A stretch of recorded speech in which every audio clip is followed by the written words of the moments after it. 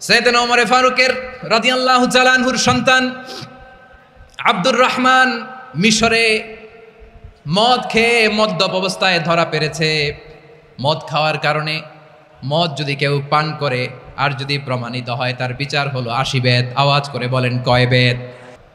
ওমর ফারুক রাদিয়াল্লাহু তাআলা আনহুর ছেলে ভুল করে মদ পান করে ফেলেছিলেন। আব্দুর রহমান, ঘটনা ঘটেছে মিশরে। মিশরের গভর্নর তখন আমর ইবনুল আস রাদিয়াল্লাহু তাআলা আনহু। আব্দুর রহমানের ভাই যে গভর্নরকে বলল, গভর্নর যদি একটু দয়া করেন, খলিফার ছেলে আমার ভাই আব্দুর রহমান মদ্যপ অবস্থায় ধরা পড়েছে, জনসম্মুখে যদি আপনি বেত্রাঘাত করেন আমাদের প্রেস্টিজ থাকে না, যদি 80 বেত আপনি মারেন আমার কোনো কথা নাই, কিন্তু ঘরের ভেতরে মারেন।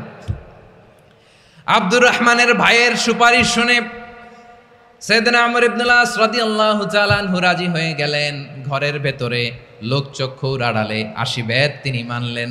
কিন্তু ঘটনাক্রমে এই কথা লুকিয়ে লুকিয়ে ঘরের ভেতরে 80 বেত মারার কথা সাইয়েদনা ওমর ফারুক মদিনা থেকে জানতে পারলেন। মদিনা থেকে তিনি ফরমান জারি করলেন, এই বিচার যেমনটি আমর ইবনুল আস আদায় করেছে এটা প্রকৃতপক্ষে আদায় হয় নাই।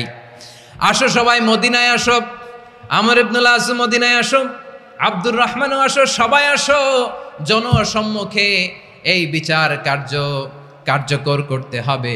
সাইয়েদনা ওমর ফারুক মসজিদে নববীর পিলারের মধ্যে নিজের ছেলেকে বাঁধলেন, আবার জনসম্মুখে 80টা বেত তার গায়ের মধ্যে মারলেন।